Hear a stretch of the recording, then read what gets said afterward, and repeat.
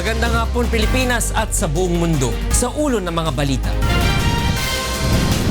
Testimonya ni Kerwin Espinosa at Ronnie Dayan hinggil sa operasyon ng iligal na droga, binusisi sa pagdinig ng Senado. PNP Chief De La Rosa iginiit namang hindi scripted ang pahayag ng dalawa. Umano'y supplier ng shabu ng Eastern Visayas drug lord na si Kerwin Espinosa sumuko kay Philippine National Police Chief Ronald De La Rosa. Pagbibitiw ni Vice President Leni Robredo bilang miyembro ng gabinete ni Pangulong Rodrigo Duterte tila hudyat na ng pagpapalakas ng oposisyon ayon sa isang political analyst. Local government units na may pinakamataas na kaso ng firecracker-related injuries, tutukuyin na ng Department of Health. MMDA Black Wolves at BFE Firefighters pasok na sa second round eliminations ng UNTV Cup Season 5. Defending champion AFP Cavaliers, pinatikim ng unang pagkatalo ang Malacanang Kamao. Una sa ating mga balita ngayong hapon, tinulungan ng UNTV News and Rescue Team ang mga nasaktan sa magkakahiwalay na aksidente sa motorsiklo sa Bulacan at Pampanga pati na mga nasugatan matapos batuhin ng bote sa Cagayan de Oro City. Ito ang balita ni Bernard Dadis. Dinispondihan ng UNTV News and Rescue Team ang dalawang nasugatan matapos bumangga ang sinasakyang motorsiklo sa isang truck sa Santa Rita, Giginto, Bulacan kaninang madaling araw.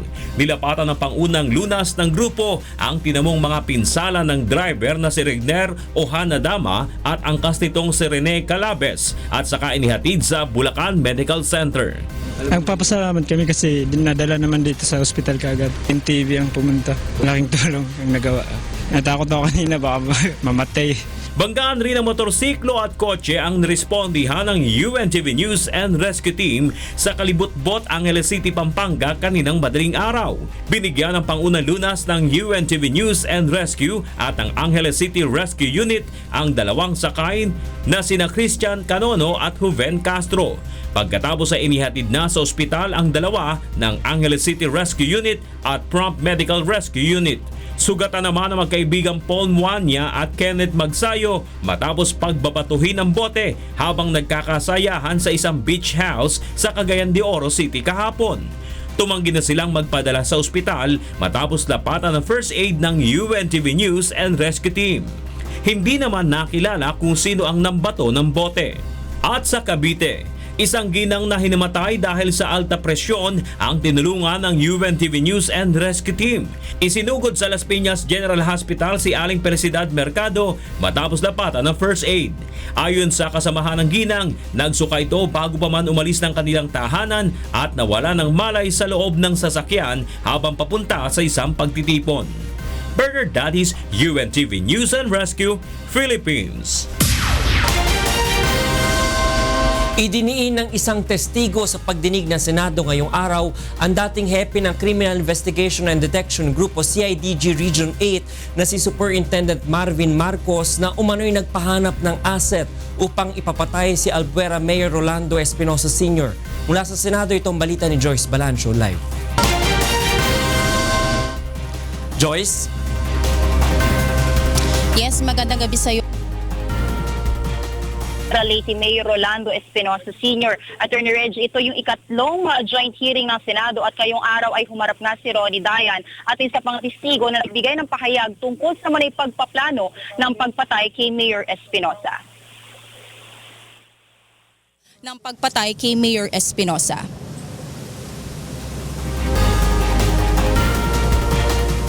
Apatay sa kanyang asawang si Chief Inspector Jim Son nito lamang September 16. Ayon kay Maylene, inambush ang kanyang asawa ilang araw matapos nanggihan ng alok ni CIDG Region 8 Chief Police Superintendent Marvin Marcos na makiisa sa planong pagpatay kay Albuera Leyte Mayor Rolando Espinosa Sr. According to my late husband, he was offered to look for an asset that will be used for a special project. I asked him what project was that, and he told me it was Mayor Espinosa's life in exchange of 500,000 pesos. Upon realizing the weight and consequences, if the project will become feasible, my husband have decided to turn him down, and it made Sir Marcos furious, underestimating his capacities. Nag-post pa umano ang kanyang asawa sa social media ng mensahe laban kay Marcos at paulit-ulit din itong nagbabala na posibleng may masamang mangyari sa kanya dahil sa pagtanggi sa utos ni Marcos. Upon remembering my husband's last hours of death, recalling every detail of that fateful day, seeing him on the ground with blood on his badge in his police uniform, lying there lifeless, helpless. The cries of our children when we learned what happened to their beloved Papa. That feeling you want to fight back. Itinanggi naman ni Police Superintendent Marvin Marcos ang mga pahayag ni Maylin kasabay ng pagsasabing kasama si Son sa mga tumatanggap ng drug money. Nakasama po si Major Son doon sa listahan na protektor ng mga Espinosa. Si Sir Marcos naman ang may sabi na nasa Payola yung asawa ko. Pero si Kerwin at saka si Sir Espinido, hindi naman po niya sinabi. Kahit yung regional director po namin, kahit tanungin, wala po sa Payola yung asawa ko. Samantala, kinwestiyon naman ng mga senador ang pagkakatalaga muli kay Police Superintendent Marcos bilang CIDG Region 8 Chief. Nagkainitan din sina Senator Laila De Lima at PNP Chief Ronald De La Rosa nang aminin nito na si Pangulong Rodrigo Duterte ang nag-utos sa kanya na ibalik sa pwesto si Marcos. For all you know, Your Honor, the President is my godfather sa kasal. At the same time, he is also my kumpadre, Your Honor. So maraming beses na kaming naging kumpadre, Your Honor. So siya pala ang ituturo mo eventually or ultimately, you know? Siya pala talaga ang ituturo mo. Kung maiipit, Your Honor, sasabihin ko, magpalit tayo ng posisyon, Your Honor, ikaw mag-CPNP. Kung kaya mo pag-implicate ka ng Presidente, Your Honor. With me. Ronald. I'm the one asking you a question here. Nilinaw naman ni De La Rosa na ngayon ay nasa restrictive custody si Marcos habang isinasagawa pa ang investigasyon laban sa kanya. Attorney Reggie, ayon naman kay PNP Chief Ronald De La Rosa ay nananatiling mataas ang moral ng Philippine National Police dahil sa suportang natatanggap nila mula kay Pangulong Rodrigo Duterte. Aniya, naniniwala si General Bato na may plano si Pangulong Duterte para sa ating bansa at wala siya sa posisyon upang kwestiyonin ang anumang utos mula sa Pangulo. Ginagarantiya rin ni De La Rosa ang publiko na kontrolado niya ang lahat na nangyayari sa loob ng Philippine National Police at sinabi rin na handa siya mag-resign kung hindi na niya kayang hawakan o pamunuan ang ating kapulisan. Attorney Reg? Maraming salamat, Joyce Balancho, nag-uulat ng live mula sa Senado. Pinagdududahan naman ng mga senador ang testimonya ni Kerwin Espinosa at Ronnie Dayan dahil sa tila hindi pagkakatugma sa ilang detalye nito. Pinabulaan na naman ni PNP Chief Ronald De La Rosa na scripted ang pahayag ng dalawa. Mula pa rin sa Senado, ito ang balita ni Aiko Miguel live. Yes, Aiko? Yes, Angela, ilang ulit na tinanong ng mga senador sina Kerwin Espinosa at Ronnie Dayan hinggil sa kaugnayan nila sa isa't isa. Partikular na dito ang petsa kung kailan sila nagkita sa Baguio City upang kunin ang drug money na gagamitin umano sa senatorial campaign noon ni Senator De Lima. Sa testimonya ni Espinosa, November 2015 umano sila nagkita ni Dayan at Senator De Lima sa Burnham Park, ngunit ayon naman kay Dayan, November 2014 ito nangyari. Opo sir, nagpag-picture sila ni Sir Kerwin sa kayong asawa niya. Anong taon yun? 2014 sir. Batay naman sa social media post na iprinisinta sa Senado, November 2015 kuha ang larawan sa Burnham Park ni na Senator De Lima, Espinosa at ang dating asawa nito. Maging si PNP Chief Ronald Bato de la Rosa ay nagdududa sa pahayag ni Kerwin Espinosa at ni Ronnie Dayan. Hindi magkatugma yung 14 sa 15, 2014 sa 2015. Halatang si Dayan ay nagbibigay ng half-truth kasi nakukonfirm yung 2015 na pagkikita na doon sa mga pulis sa Baguio, na-establish na yung date na kailan nag-check-in si Kerwin doon na nung supposedly meeting nila ni Senator De Lima. Pumapila na rin si Senator De Lima sa dalawa na magsabi na ng katotohanan. Ronnie Dayan knows that I do not know you. I know Ronnie Dayan knows also that he does not know you.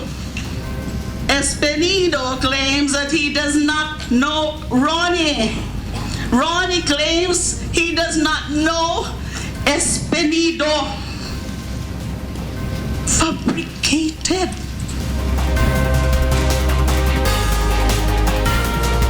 Para naman kay Senator Antonio Trillanes IV, scripted ang pahayag ng dalawa. Alam mo yung problema dito sa script na ginawa nyo, kulang eh. Kaya sabi ko, Kerwin, alam mo itong mga, dito sa affidavit mo, maliwanag na mili ka kung sino ilalaglag mo eh. Sino yung poproteksyonan mo. Ngunit mariin naman itong pinabulaanan ni PNP Chief De La Rosa. Ang pangit naman nun, pakinggan na magawa kami ng script. Ang ginagawa namin ngayon ay katotohanan lamang. Gusto namin lalabas yung totoo. Walang tinatago.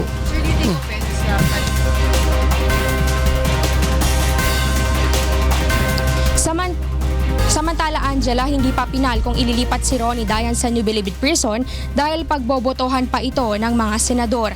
At sa ngayon, Angela, ay isasailalim muna sa kustodiya ng Senate Security si Ronnie Dayan. Ito ay matapos nga na makontempt in sight si Ronnie Dayan ni Senator Manny Pacquiao dahil umano'y sa hindi magkakatugmang testimonya nito sa pagdinig.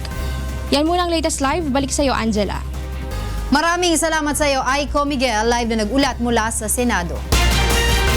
Kusang sumuko kay PNP Chief Police Director General Ronald Bato de la Rosa ang sinasabing pinagkukunan ng supply ng shabu ng self-confessed drug lord na si Kerwin Espinosa. Ito ang balita ni Lea Ilagan.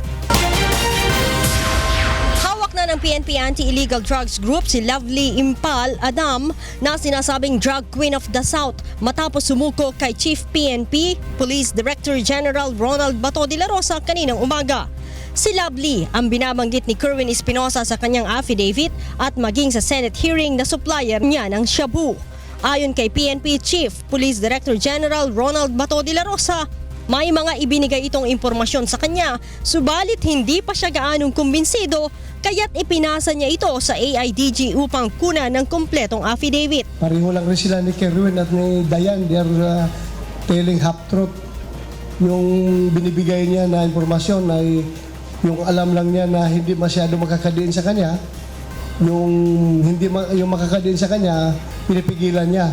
Sinabi ni General De La Rosa na sumuko si Lovely dahil sa takot sa kanyang kaligtasan, lalo na't naihayag na sa national television ang kanyang pangalan. Kasama rin sa iimbestigahan ang umano'y pagkakaroon ng boyfriend na pulis ni Lovely na posibleng siyang protektor nito. Hintayin, makabalik siya dito.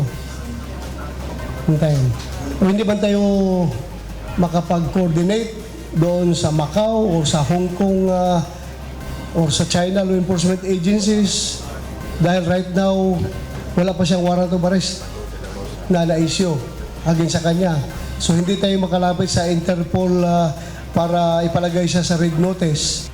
Samantala, aalamin din nila kung may ibang kaso si Lovely at kung wala naman ay agad nila itong pauuwiin at hindi ididetine sa Campo Crame. Lea Ilagan, UNTV News and Rescue, Camp Crame. Naniniwala ang isang political analyst na hudyat na ang pagbibitiw ni Vice President Leni Robredo upang mabuo ang oposisyon sa Administrasyong Duterte. Ito ang balita ni Nel Maribuhok.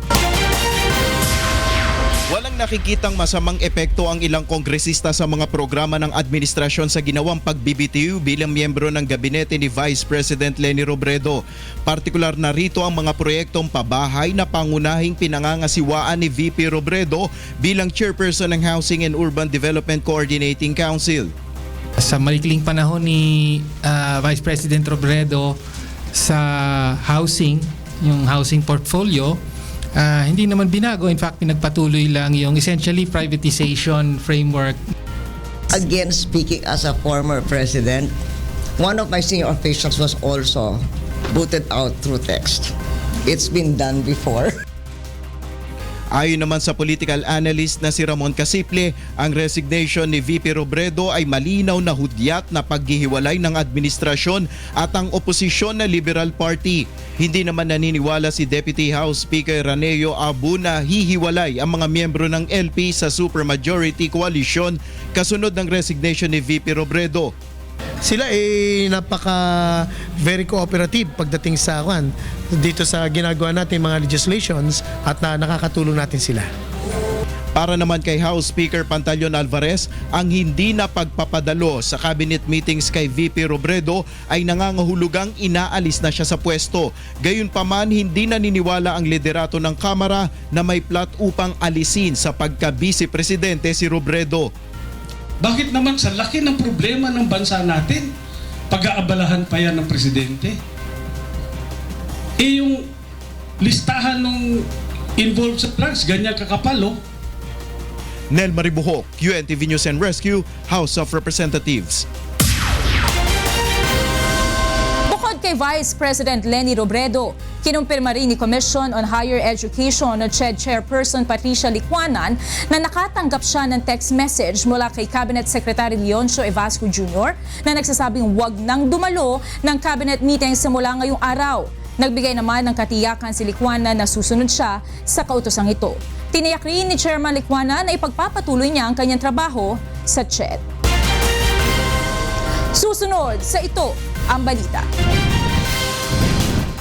Local government units na may pinakamataas na kaso ng firecracker-related injuries, tutukuyin na ng Department of Health. Tensyon sa pagitan ng ilang magsasaka at umano'y nabigyan ng DAR ng Certificate of Land Ownership sa Hacienda Luisita, muling sumiklab.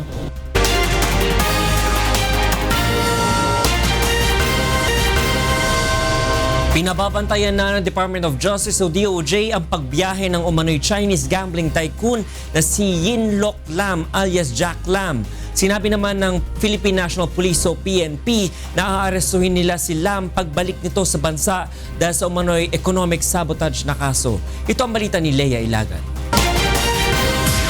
Nagpalabas na ng Immigration Lookout Bulletin Order si Justice Secretary Vitaliano Aguirre laban kay Chinese gambling tycoon na si Yin Loc Lam alias Jack Lam. Kinansela na rin ng Bureau of Immigration ang investor's visa ni Lam kaya binabantayan ng mabuti ang pagpasok nito sa Pilipinas upang agad na arestuhin. Ayon kay PNP Chief, Police Director General Ronald Bato de la Rosa, nakikipag-ugnayan na sila sa Interpol upang malaman ang kinaroroonan nito. Sa ngayon ay wala pang inilalabas na warrant of arrest laban kay Lam na itinuturong nasa likod ng isang illegal online gambling operation sa Fontana at Fort Ilocanja kung saan mahigit 1,300 illegal Chinese workers ang nahuli noong November 25. Ngunit sinabi ni General De La Rosa na maaari itong arestuhin sa salang economic sabotage na isang continuing crime. Samantala, nagsilbi na ng closure order ang Philippine Amusement and Gaming Corporation o PAGCOR sa Fontana Casino sa Clark, Pampanga. Kabilang rin sa ipinasasara ang Fontana Casino sa Fort Ilocanja at Lawag City. Bagamat bantay sarado ng mga pulis ang establishmento, ay nasa maayos namang kalagayan ang mga nakadetain doong Chinese nationals. Leia Ilagan, UNTV News and Rescue, Camp Crame. Naaresto na ng National Bureau of Investigation Anti-Organized Transnational Crime Division ang babaeng suspect sa pagtangay ng halos 22 million pesos mula sa isang Japanese national na inalok nitong bentahan ng mga gold bar. Ito ang balita ni Roderick Mendoza. Nahuli sa entrapment operation ng National Bureau of Investigation ang babaeng inireklamo ng estafa ng katransaksyong Japanese national. Inalok umano ng suspect na si Marlene Buenaventura ang hindi pinangalan ng Japanese na bumili sa kanya ng 52 gold bars. Nakumbinsi umano ng suspect ang complainant matapos magkita ang dalawa sa Singapore at maipakita ang mga dokumento at ilang piraso ng ginto. Kaya't nagbigay ito ng paunang bayad na 50 million yen o katumbas ng 22 million pesos. Nitong Oktubre pa dapat na ilabas ng customs ang sinasabing ginto, ngunit hindi ito nangyari. Makalipas ang isang buwan, humingi pa umano na karagdagang 3 milyong piso ang suspect kaya't nagduda na ang complainant. Sa maraming experience na natin, Hindi naman totoo ang mga to. Kuminsan nga, ginagawa nila dyan, mga fake na gold bars ang binibenta nila. Tumangging magsalita sa harap ng kamera ang sospek dahil nais muna niyang makausap ang kanyang abogado. Ngunit iginiit nito na lihitimo ang kanyang negosyo. Ayon sa NBI, may mga lehitimong transaksyon ang sospek, ngunit siyam na Japanese nationals na umano ang nabiktima nito. Paalala naman ng mga otoridad, huwag basta magtiwala sa mga nag-aalok ng ginto. Dapat magduda na sila kasi kung gusto mong bumili ng ginto, punta ka sa Central Bank.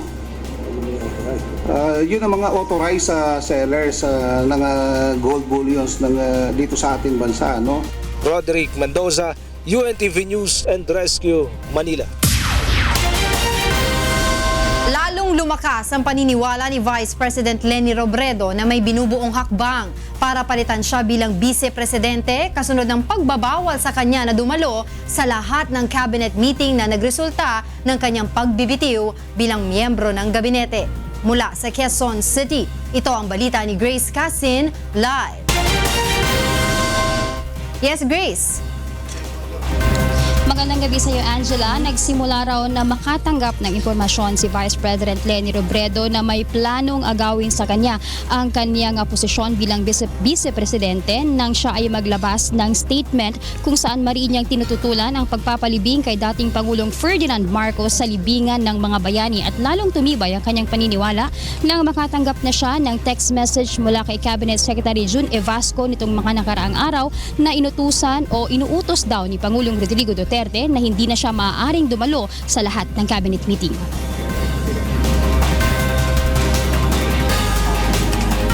Biyernes ng gabi nang makatanggap ng tawag ang Chief of Staff ni VP Robredo mula kay Cabinet Secretary June Evasco na hindi na siya pinadadalo ng Pangulo sa lahat ng cabinet meeting. Hindi pa man umano na ilalabas sa media, una nang kumalat sa social media ang tila pagpapaalam umano ng mga taga-suporta ni dating Senador Bongbong Marcos sa kanya.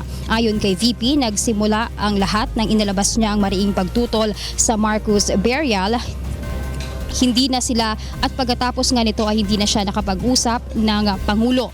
Nilunok umano niya ang lahat ng pangyayari na tila mas kinikilala ng Pangulo si Marcos bilang pangalawang Pangulo. Gaya ng pagpapakilala nito kay Bongbong nang bumisita siya sa China na siya umano ang kanyang Vice President kung manalo sa kanyang election protest.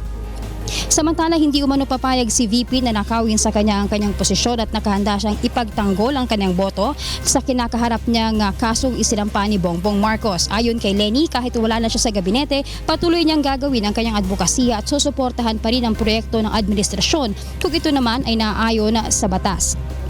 Kabilang sa mga nagawa ng Vice-Presidente sa kanyang halos 5 buwan sa Housing and Urban Development Coordinating Council o HUDC ay ang mapabilis ang proseso ng housing project. Siyam na lang ang documentary requirements mula sa dating 27 kung saan nakatipid ng 117,000 ang gobyerno sa pagpapatayo ng mga pabahay.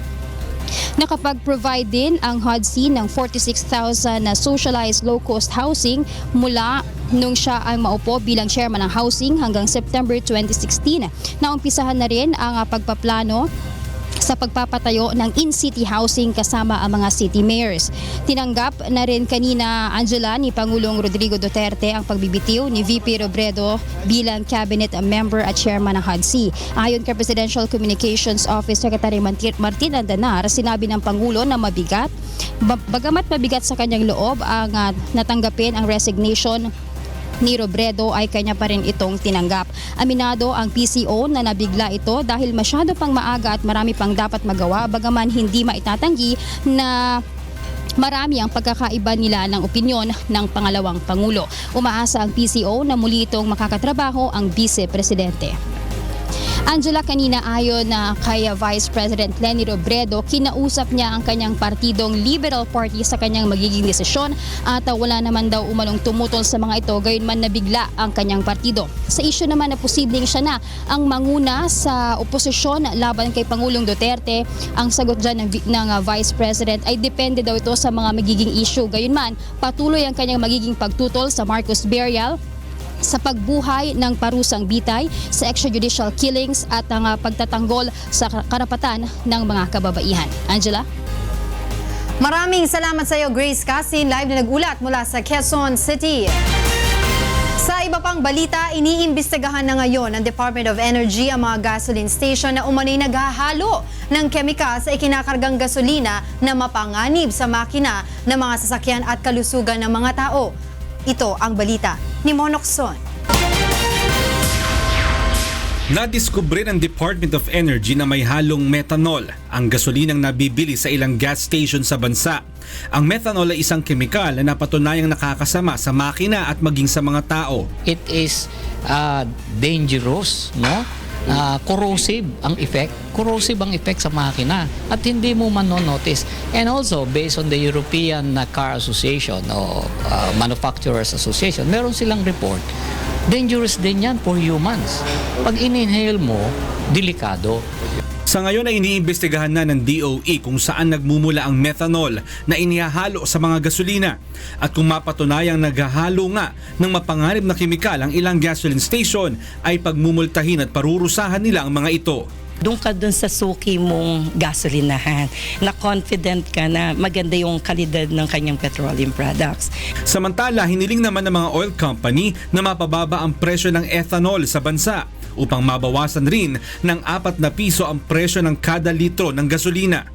Ang ethanol ay isang sangkap sa gasolina na galing sa tubo. 64 pesos ang presyo ng locally produced habang 25 pesos naman ang imported na ethanol. Dito sa Pilipinas, mayroong batas na kailangan nilang ubusin ang ethanol na gawa sa bansa bago sila papayagang mag-angkat.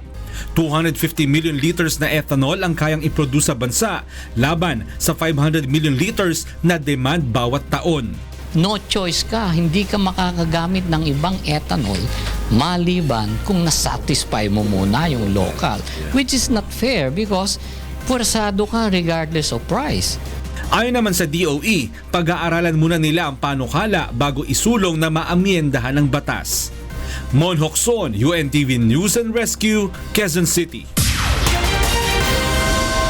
Mas patitibayin pa ng National Privacy Commission ang seguridad sa mga website na mga ahensya ng pamahalaan upang maingatan ang nilalaman nitong mga personal at sensitibong mga impormasyon ng isang individual. Ito ang balita ni Joanano. Higit sa 200 information security officers mula sa iba't ibang ahensya ng pamahalaan ang nagsama-sama sa kauna-unahang Data Privacy Summit ngayong taon.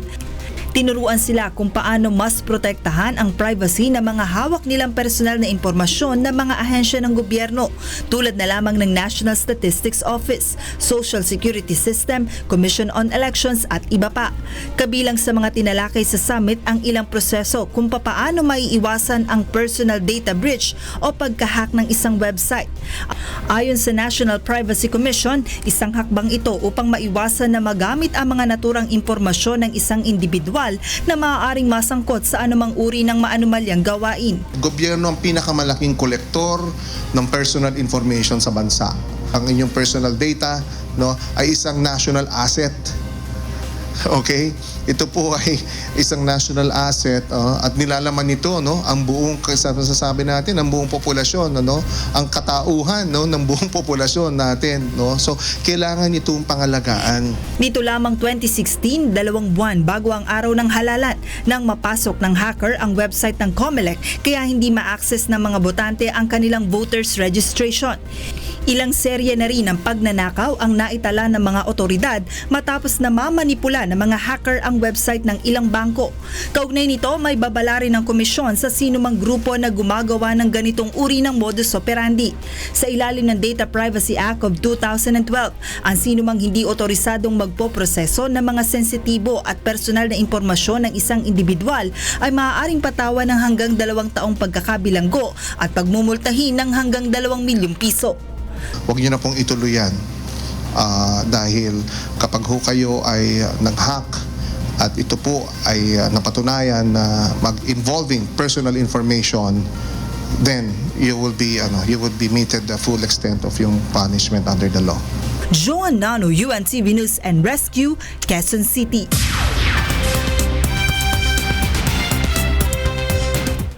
And for the news abroad, 3 members of the Chapecoense soccer team who survived the tragic plane crash in Colombia that killed most of their teammates remain in critical condition. Raymar Orejines reports. equipo médico tratando a 4 brasileños que sobrevivieron a la explosión del avión trágico que casi completamente limpió el equipo de fútbol de Chapecoense. El domingo dejó que los pacientes permanecen en la unidad de cuidados intensivos y no serán movidos al Brasil hasta que estén en mejor salud. Los 3 miembros del equipo de fútbol, quienes fueron vivos desde la destrucción del aire colombiano que mató a 71 personas, están tratados en el Hospital San Vicente de Medellín, donde los doctores dijeron que están siguiendo muy cercanos. Elio Neto se encuentra sedado, se encuentra bajo ventilación mecánica, está en vigilancia estricta en la unidad de cuidados intensivos. Estamos tratando y controlando un proceso infeccioso pulmonar, seguramente acaecido por la broncoaspiración. El hospital está tratando 4 de los 6 supervivientes del choque, 3 de los que eran jugadores, incluyendo Neto, el portero Jackson Polman, que había parte de su pierna derecha amputada, y el defensor Alan Rochelle, que subirá la cirugía espinal. El hospital trató también el periodista brasileño Rafael Valmorbida, que había sido tratado por fracturas de ribas múltiples que parcialmente colapsaron un pulmón. El presidente boliviano Evo Morales preguntó a tomar medidas drásticas para determinar lo que causó el choque. Bolivia ha suspendido la licencia operativa de la MIA y reemplazó la gestión de la Autoridad Nacional de Aviación. Raymar Orígenes, UNTV Noticias y Rescate, América Latina. Meanwhile, in the U.S., recovery teams have found more than 30 bodies in the charred ruins of an Oakland, California loft building after a fire broke out there during a weekend dance party. Christy Rosacilla details this report. A fire that devastated an Oakland, California loft building during a weekend dance party has taken at least 33 lives and the toll will likely rise, authorities said on Sunday as criminal investigators joined recovery teams at the charred ruin. Firefighters in Oakland, east of San Francisco, found the remains of nearly 3,000 victims as they sifted through the debris-filled shell of the 2-story converted warehouse being used by an artist collective. We have located thus far, with about 20% of the building searched, we've located 24 deceased victims of this fire. We've only been able to do 3 official notifications to families. The roof had collapsed onto the second floor, and in some spots, the second story had fallen onto the first. The warehouse, which served as a base for the Ghost Ships Artists Collective, was one of the many converted lofts in the city's Fruitvale district, a mostly Latino area where rents are generally lower than in the rest of Oakland. Authorities said they did not suspect arson, but investigators want to find out if the building, which was partitioned into artist studios, had a history of code violations. The party was taking place onto the second floor of the building, which had 2 exits. There was no evidence of any smoke detectors or sprinklers. Christy Rosacilla, UNTV News and Rescue, California, USA. And in Italy, Italian Prime Minister Matteo Renzi is planning to resign following a stinging defeat in a referendum over his proposals for constitutional reform. Early voting results suggested his yes camp may have lost the referendum by as much as 20 points.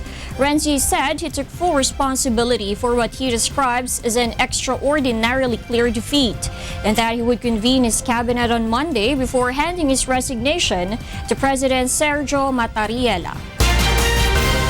And those are the stories making headlines from around the world. I'm Darlene Basingan. Good evening.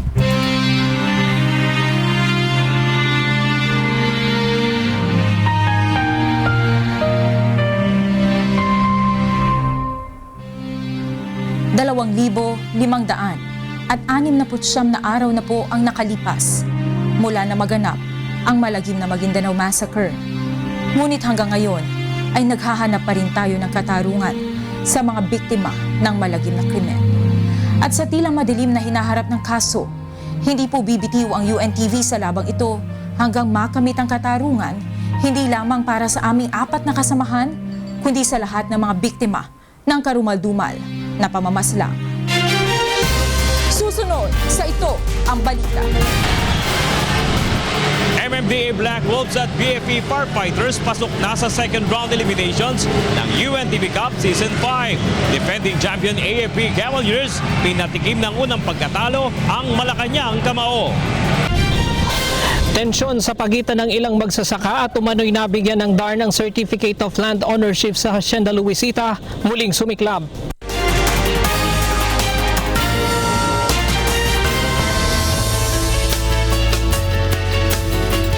Alamin muna natin ang latest sa lagay ng panahon mula kay Ray Pilar na nasa UNTV Weather Center.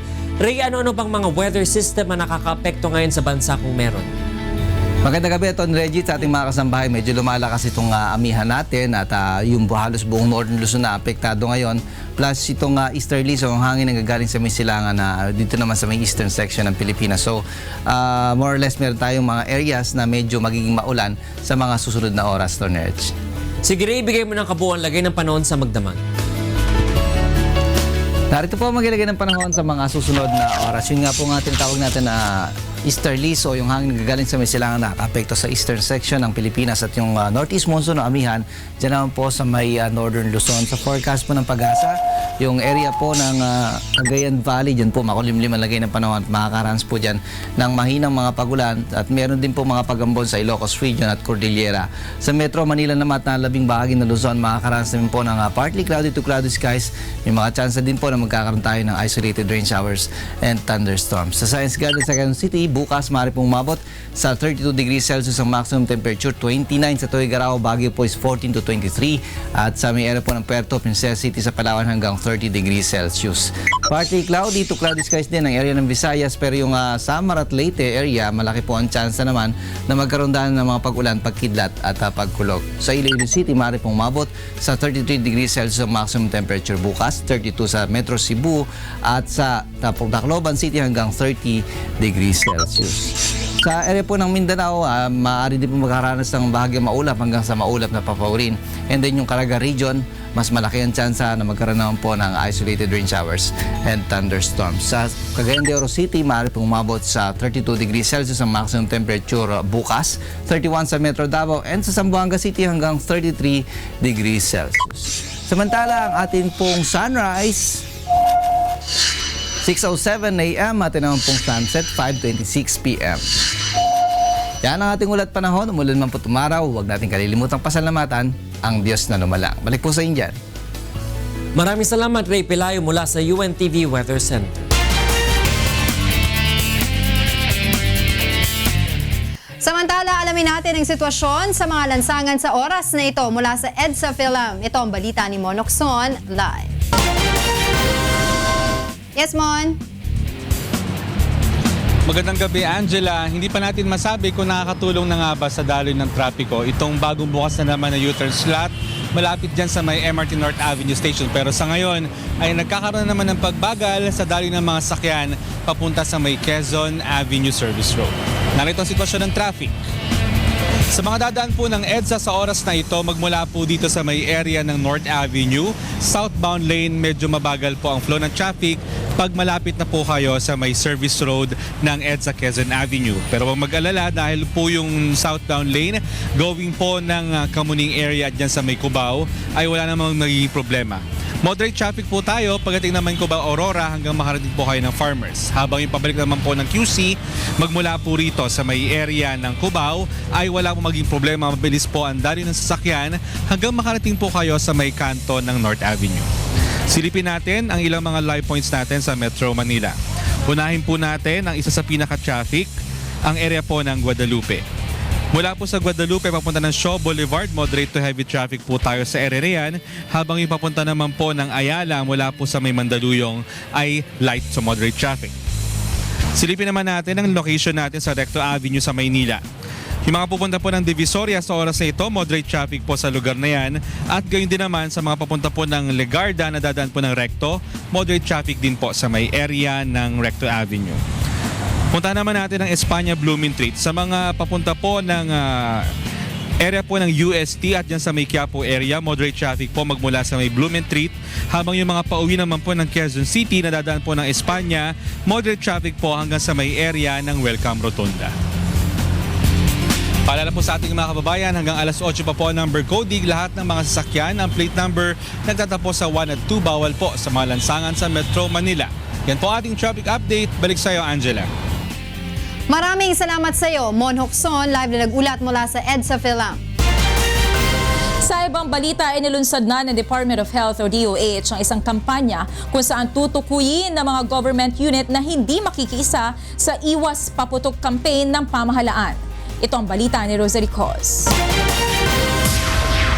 Metro Manila ang may pinakamaraming bilang ng mga biktima ng paputok noong 2015 batay sa datos ng Department of Health.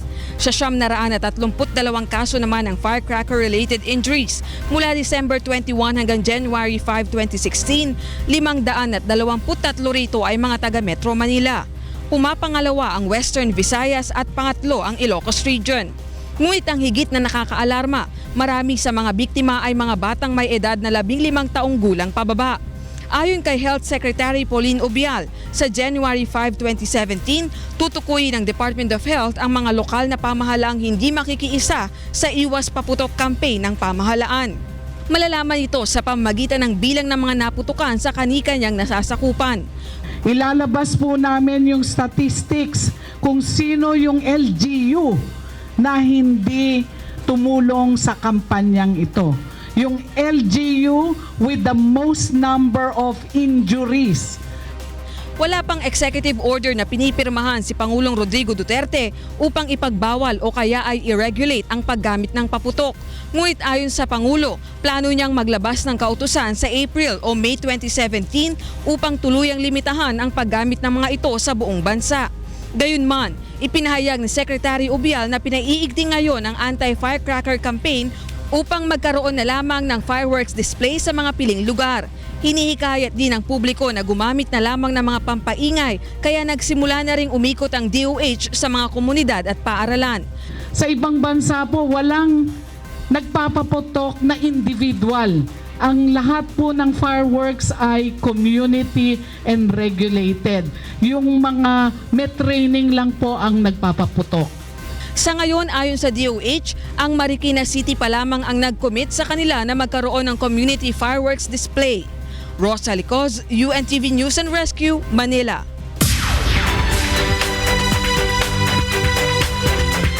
At karing kay katamang balita Promdi.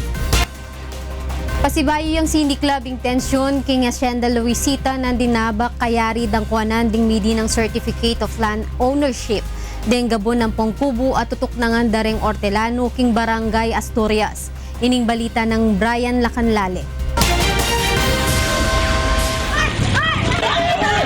Minuli king pamamarongga at pamanyakit ing pamitwara ding miyembro rading manggagawang bukid sa Hacienda Luisita o Ambala at ding mapila na Certificate of Land Ownership holder ng dinabak king Barangay Asturias king Tarlac City. Menok na nga no kano ding claimant holders kiring gabon a inaward na karela ning DAR kambera ring kubul na ning Ambala king metungge a barangay iba't panapon. Magbuhat pa ka na kahapon, inaharas na kami niyan. 7 tao lang kami dito sa kubol, pilit kinuha yung kubol. Yung mga nakatira dyan, binaba yung mga gamit, sa kanila daw yung lupa. May kasundo no man napon ding misusumangi da kampo. Adinandong palugit a adwangal doding Ambala members banglakwan doring karelang kubul. Dapat minuli itiking tensyon ng dinabak inyang dinatang laking lugal ding membro da ring misusumangi da grupo a magdalang tabak at pamalo agad no mang memilatan ding pulis king lugal. Po kasi ako kaya dala-dala ko po itong klo ko ayaw bilang panilisabi ko po sa kanila. Kaya ako nandito, kukunin ko na yung lupa ko. Dahil sabi po ni Sekretary, kung pupunta siya dito at mag-i-inspection, kailangan yung may hawak na klowa, andun po siya sa kanyang lupa. Pilit ning Ambala, tao no ning pamilya kuwang kuding claimant na matimid ra namang payal yan ding tiga barangay Lorde. Wala po akong nilapitan at hindi po ako tao ng kuwang ko. May nigapula king pamuntukan na ning Department of Agrarian Reform ding adwang grupo, aagad resolba ning pisasabyan bang nadagul ing gulo. Brian Lacanlale, UNTV News and Rescue, Hacienda Luisita, Tarlac. Umpisan dan naking tutuking banwa ing mumunang dake ning flood medication project king ana mabarangay king Nueva Ecija, Amaralas, Lalbug. Ining report ng Grace Doctolero. Nakatakdang simulan sa susunod na taon ang Phase 1 ng flood mitigation project sa 6 na pangunahing barangay na madalas apektado ng landslide at pagbaha sa bayan ng Gabaldon sa Nueva Ecija. Kabilang sa mga ito ang Barangay Bateria, Bagting, San Vicente, Ligaya, Calabasa at Barangay 4. The logging, yung the Sierra Madre Mountains, wala na kalbong-kalbo na, and we really have to build dikes properly and in the right locations. Nababahala na rin ang mga otoridad dahil mabilis na tumataas ang tubig sa mga pangunahing ilog sa Kabanatuan kahit kaunti ang buhos ng ulan.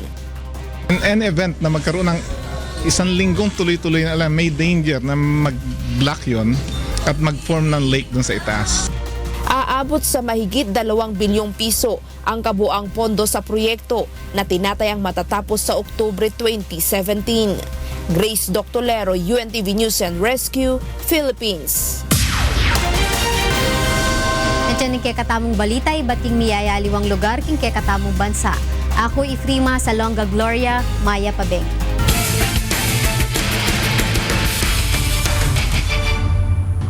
Pinalasap ng defending champion AFP Cavaliers ang Malacanang Kamao ng unang talo sa kanilang sagupaan sa UNTV Cup Season 5. Ito ang balita ni Bernard Dadis. Dipsidu. Wow! Oh. Kanto. Pasok na sa second round eliminations ng UNTV Cup Season 5 ang BFP Firefighters at MMDA Black Wolves matapos magwagi sa kanilang games sa Strike Gymnasium sa Bacoor, Cavite kahapon. Tinalo ng MMDA ang Senate Defenders sa score ng 76-71 kahit hindi nakapaglaro ang big man ng Black Wolves na si Cyril Santiago. Tinanghal na best player of the game si Peter John Villanueva na kumamada ng 19 points at tig 2 assists at steals at si Emerald Idria na may 12 points at 4 rebounds at 2 steals. 7 of the 9, huh? Right. Here's Bon Flynn. Tinapos naman ng BFP Firefighters ang kampanya ng Ombudsman Globebusters sa score ng 80-73. Umangat sa 4-2 win-loss record ng Firefighters samantalang nagpaalam na sa liga ngayong season ang Globebusters na may record na 2 panalo at 4 na talo. Nanguna sa BFP si Gilbert Malabanan at Jonathan Igea na tinanghal na best players of the game. Shortstop Casulla. Samantala, pinatikim naman ng defending champion AFP Cavaliers ng unang pagkatalo ngayong season ang Malacanang Kamao sa main game kahapon sa score na 72-67. Sa ngayon may 5-1 win-loss record ang Malacanang habang ang AFP naman ay may 4-2 win-loss record kaagapay ng BFP Firefighters sa Group A.